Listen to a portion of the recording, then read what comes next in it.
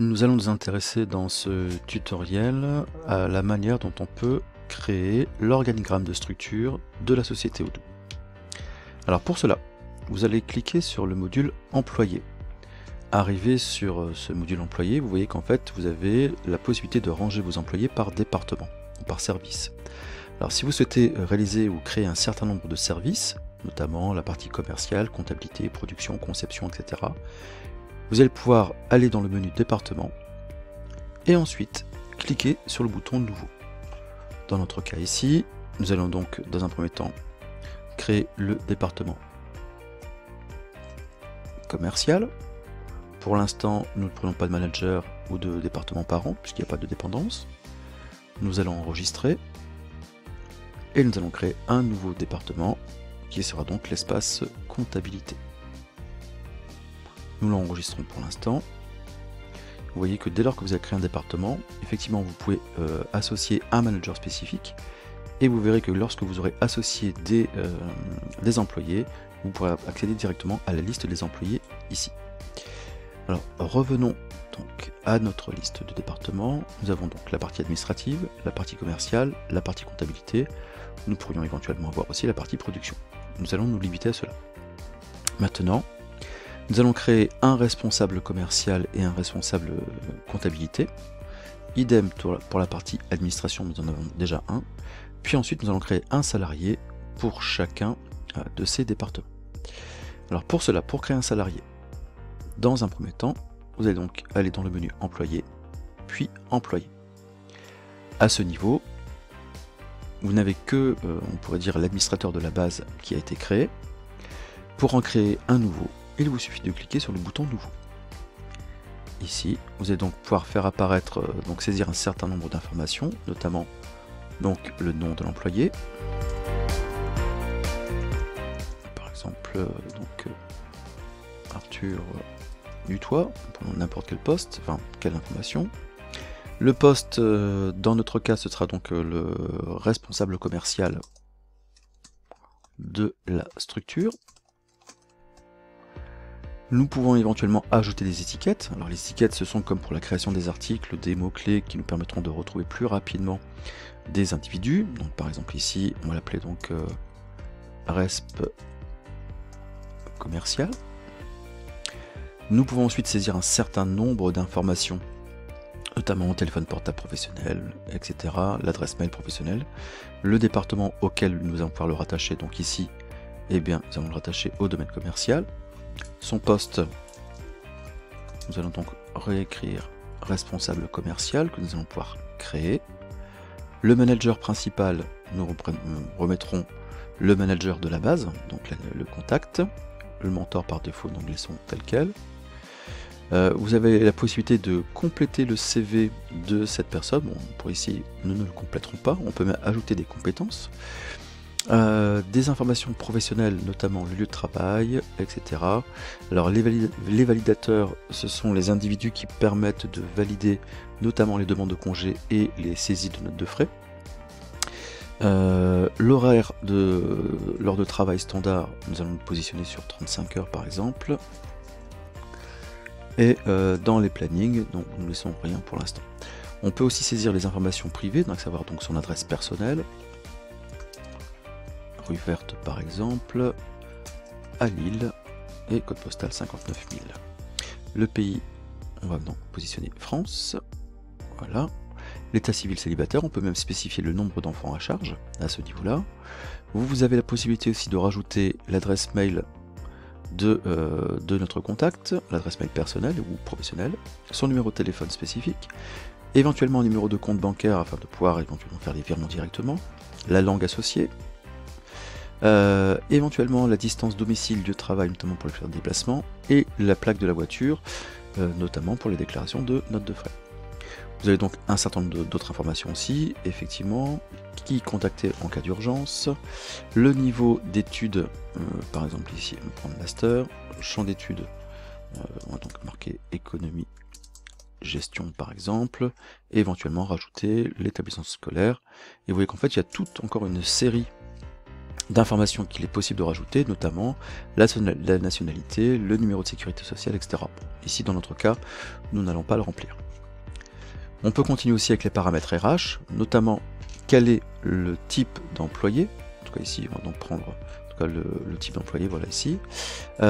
Si cette personne se connecte à la base Odoo, eh bien nous pourrions aussi associer un utilisateur, donc ce serait l'identifiant de cette personne qui pourrait donc se connecter à la base. On peut également aussi rajouter, dans le cadre du temps de présence, un code PIN et un numéro de badge qui permettrait à la personne de pouvoir badger et donc pointer. Nous avons également aussi les numéros d'enregistrement du salarié, notamment dans notre base de données. Ici je n'ai pas l'information, je ne mettrai pas. Et le coût horaire. Ces éléments-là, par exemple ici, pour l'idée du badge, on peut le générer automatiquement. Il va donc nous faire et nous permettre de créer un badge. Vous voyez qu'il est possible aussi également de paramétrer et d'ajouter une photo pour identifier ce salarié. Et pour l'instant, notre salarié a été créé, mais il est nécessaire de lui attribuer un contrat.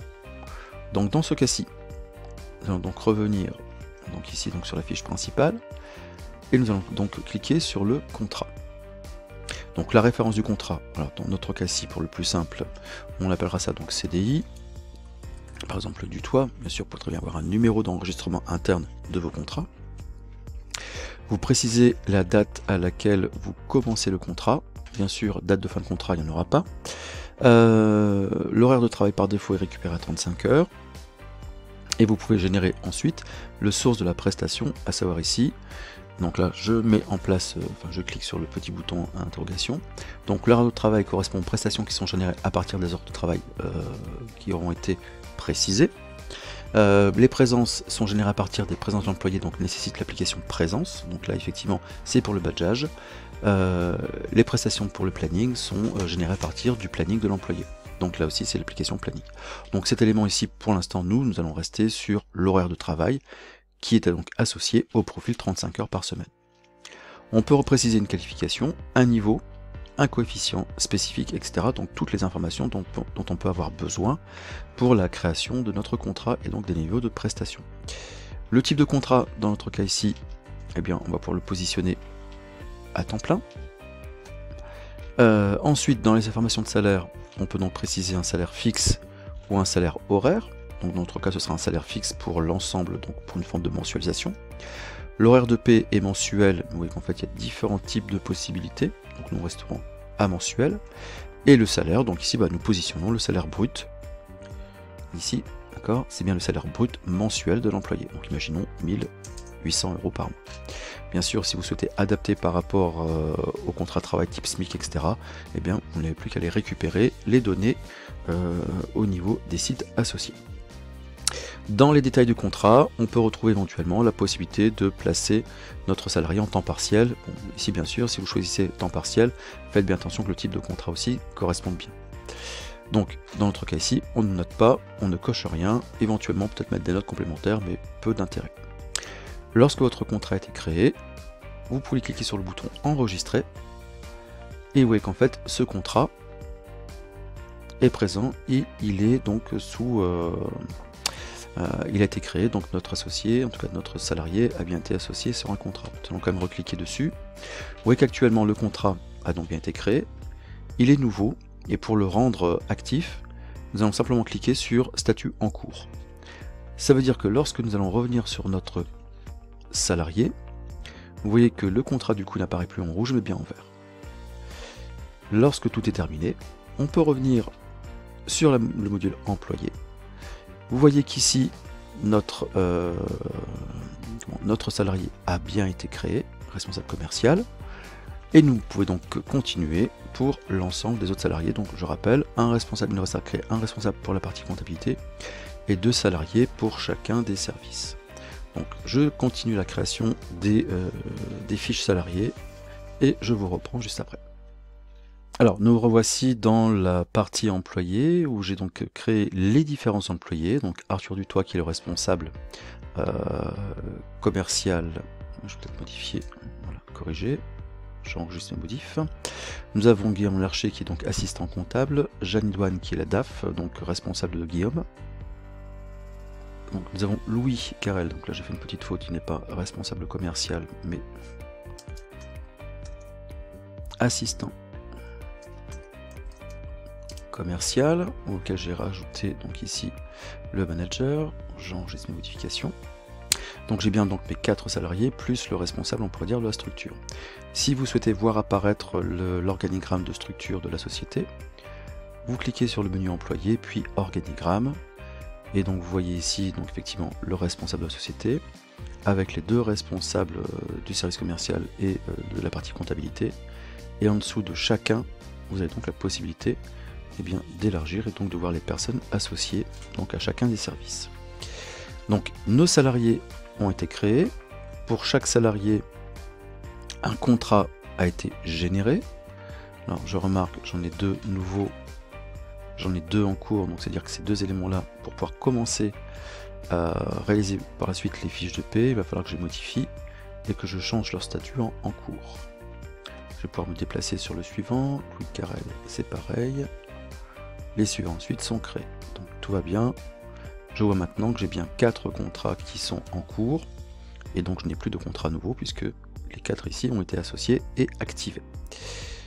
Petite vérification, je me rends compte que j'ai oublié pour ces 2 éléments-là donc de choisir un type de contrat à temps plein.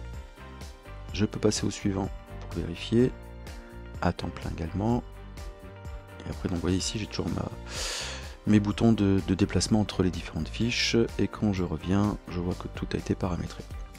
Donc, pour l'instant, dans cette partie, nous avons vu comment créer un employé, comment lui associer un contrat, comment repérer l'organigramme, et également comment réaliser ou construire les départements dans lesquels effectivement maintenant on retrouve les différents salariés. Dans la prochaine vidéo, nous verrons comment construire une fiche de paie pour une période donnée.